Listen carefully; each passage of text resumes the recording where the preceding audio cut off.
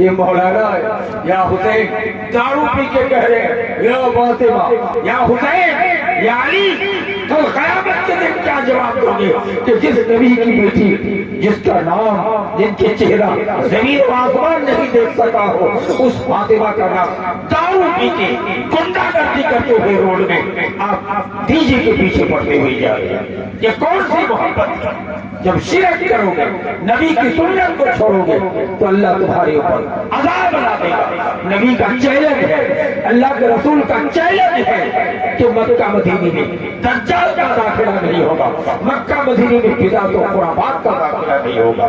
آپ نے فرمایا تھا المدینہ تو تلقیر، مدینہ ایمان کی بھٹی ہے، یہاں بیمانوں کو داخلہ نہیں ہوگا۔ مدینے کے اندر اللہ کا فضل ہے، کوئی محرم نہیں بنایا گیا زندگی میں، کوئی تعزیہ نہیں، کوئی قبر کی پوجا نہیں، کسی قبروں پہ چادر نہیں، کسی بدعت و خرافات کا پڑھنے کا موقع مدینے میں نہیں دیا گیا۔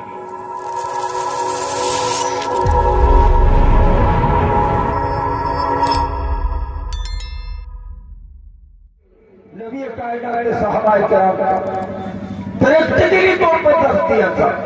حضرت عمر رضی اللہ تعالیٰ عنہ ایک کرسی پہ بیٹھے، حضرت بلال غلام خاندان کے ہیں، کالے کلوٹ ہیں، معاذر رسول ہیں، حضرت بلال کا کرسی دیکھ کر عمر نے کرسی چھوڑ دی۔ عمر کون برادری کی؟ قریشی، ہاشمی، اونچے خاندان کی، دیش کے پردھان منتری تھے، خلیفۃ المسلمین تھے، لیکن ایک معمولی حضرت بلال کو دیکھ کر جو عمر کے مقابلے میں معمولی کرسی چھوڑ دی۔ حضرت بلال رضی اللہ تعالیٰ عنہ چاروں قطار رونے لگے کہ مجھ کو دیکھ کر آپ نے کرسی چھوڑ دیا۔ حضرت بلال کو مخاطب ہو کر عمر نے کہا تھا کہ جب نبی معراج شریف میں گئے تھے تو بلال جوتے کی آواز، تمہاری چپل کی آواز نبی جنت میں سن کے آئے ہیں، عمر کی نہیں۔ میرے بھائی و دوستو، تعصب کی بنیاد پر ایک دوسرے کے خلاف ہندو مسلم کا کوئی معاملہ ہوتا ہے تو بہت سے علاقوں میں کچھ شیخ و سید برادری ہمارے ان بھائیوں کے ساتھ دے دیا کہ مارو بنگالیوں کو، مارو بدیا کو، مارو سرشاوادیوں کو۔ تعجب کی بات، تو مسلمان پریشان نہیں ہوں گے تو کون ہوں گے؟ ہم نے تعصب کر دیا، تعلیم کے میدان میں بھی ہم پیچھے، مسلک میں بٹ گئے، اور کعبہ کا قبلہ کا شریعت ایک ہے، قرآن ایک ہے، لیکن ہم پھرکے پھرکے میں بٹ گئے۔ ایک معمولی پانی پینے میں بھی اختلاف ہے، سمجھ رہے؟ چلتے پھرتے ہر چیز میں اختلاف ہے۔ نماز میں جاؤ، آزان کے کلمات کا جواب دینا کوئی واجب کہیں گے، کوئی کہیں گے سنت ہے، کوئی کہیں گے جواب دینا ثابت ہی نہیں ہے۔ سمجھ، نماز میں کھڑے ہو گئے، تکبیر پڑھی جائے، صحیح حدیثوں میں تکبیر ہے کہ اقامت کے کلمات فرادہ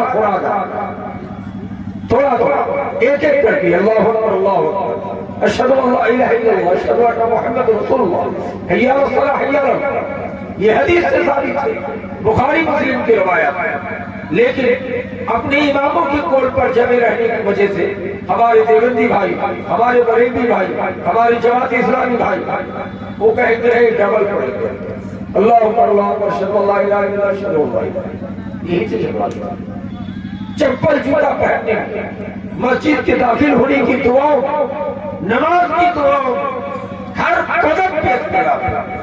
سمجھ رہے؟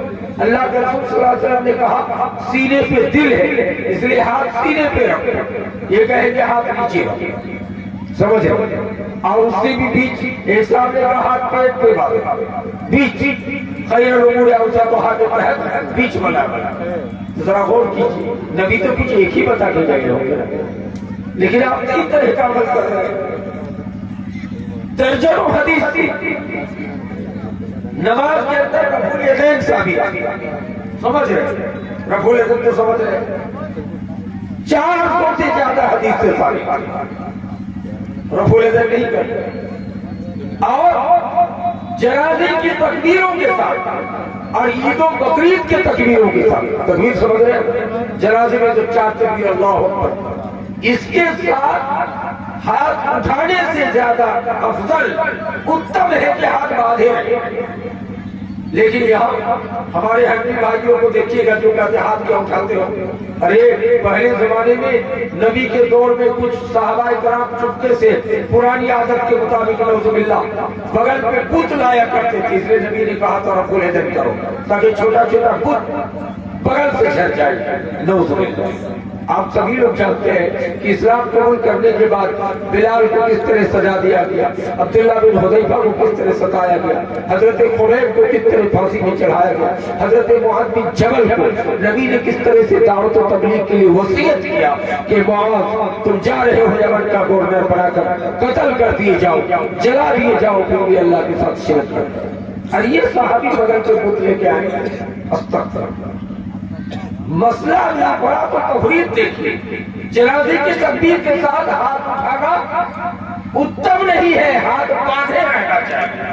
لیکن یہ دیکھیے ہر ہفتے پر ایک بھائی بھی جنازے کی تکبیر عیدین کے ساتھ اللہ اکبر.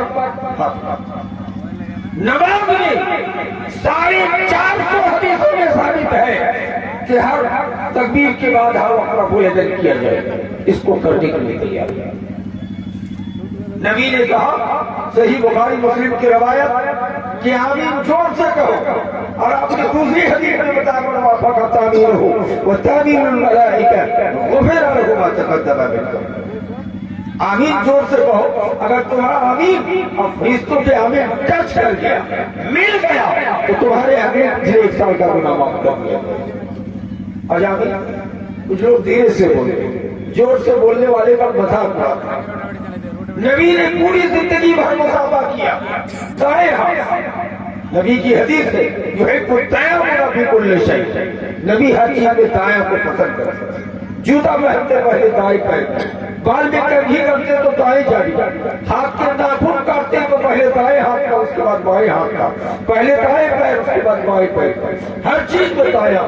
حضرت علی مرتضی شیر خدا حضرت حسین کے باپ ہے, حضرت فاطمہ کا شوہر ہے, نبی کے داماد ہے. حضرت علی مرتضی کہتے ہیں پوری زندگی بھر ہم نے دائیں ہاتھ سے مصافحہ کیا. علی سے پوچھا گیا کہ 2 ہاتھ کیوں نہیں لگاتے ہو؟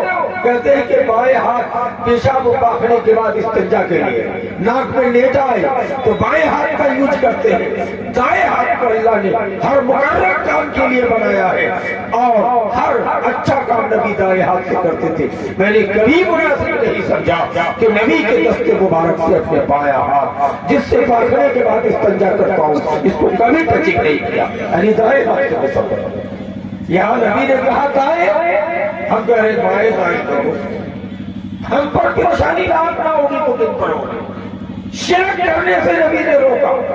آج ہم قبروں پہ چادر, قبروں کی پوجا کر رہے ہیں, اور یہی علی کا بیٹا حضرت حسین کا نام لے کر محرم کے تازیہ بھگا رہے ہیں, ڈی جے بجا رہے ہیں, اور وہ ڈی جے کے پیچھے پیچھے اور مرد, بچہ, بوڑھا, مولانا, سر پہ ٹوپی, چہرے پہ داڑھی ہے, وہ بھی ڈھولک بجاتے ہوئے جا رہے ہیں.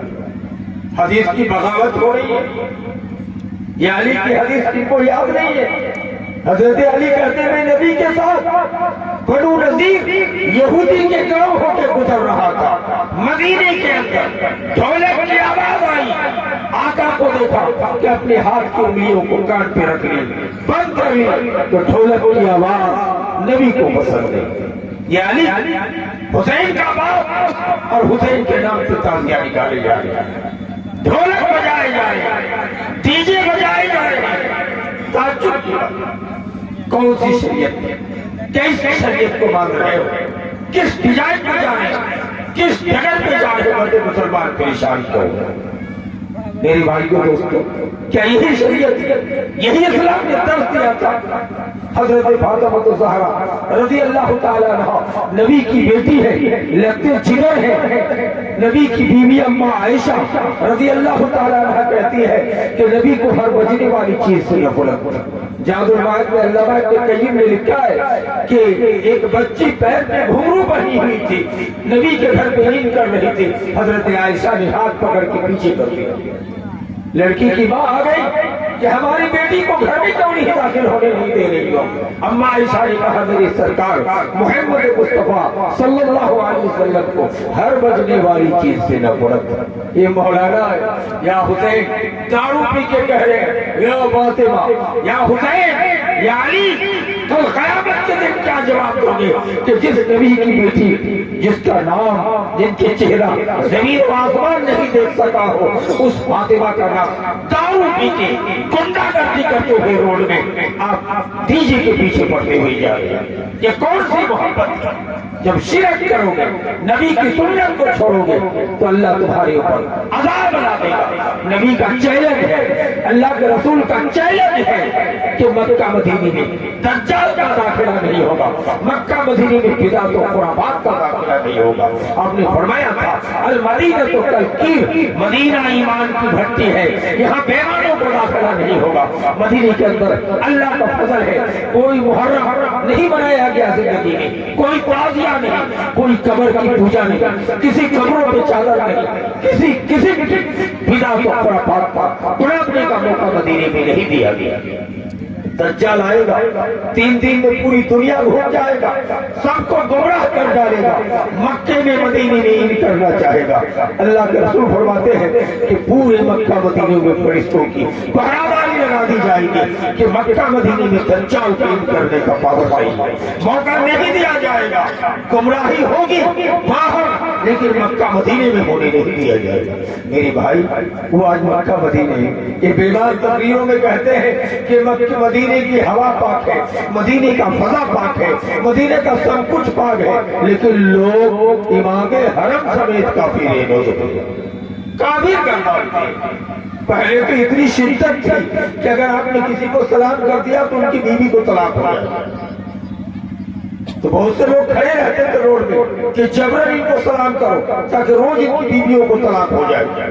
یہ جہالت۔ جب مسلمان اگر ایک اللہ کے درس کو چھوڑ کر مختلف فرقے میں بٹ جائیں گے تو ان پر اللہ کی مصیبت نہیں آئے گی، یہ پریشان نہیں ہوں گے تو اور کون ہوگا؟ نبی کائنات صلی اللہ علیہ وسلم کا ارشاد گرامی ہے کہ جب تم 3 برا عمل کرو گے تو اللہ تعالیٰ تمہارے اوپر ظالم جابر بادشاہ مسلط کر دے گا۔ فرعون کو کیا تھا، آج بھی ان کا فرعون کو مسلط کر دیا گیا۔ 3 برائی کیا ہے؟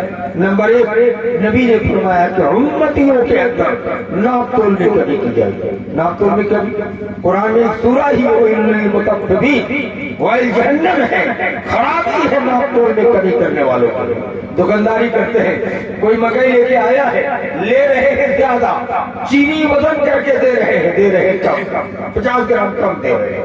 یہی ہے پہلا سبب نبی نے بتایا کہ تمہارے اوپر ظالم جابر بادشاہ مسلط کر کے تمہیں گاجر مولی کی طرح کٹوا دیا جائے گا جب مسلمانوں میں ناپ تول کی کمی کی بیماری آئی۔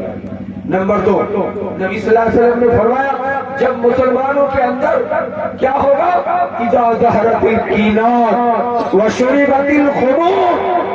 آپ نے فرمایا جب مسلم معاشرے میں جہرت القینات ناچنے والی رنڈیاں ظاہر ہوں گی، لڑکیاں ناچے گی، ڈانس کرے گی، وشربت الخمور اور شراب پیا جائے گا تو رب مسلم سماج کے اوپر ظالم جابر فرعون نما بادشاہ کو مسلط کر دے گا۔ نبی کائنات صلی اللہ علیہ وسلم نے تیسرا سبب بتایا کہ مسلم معاشرے کے اندر ناشکری، بیماری، وعدہ خلافی کا جب بازار گرم ہوگا تو اللہ تبارک و تعالیٰ ان پر ظالم و جابر بادشاہ کو مسلط کر دے گا۔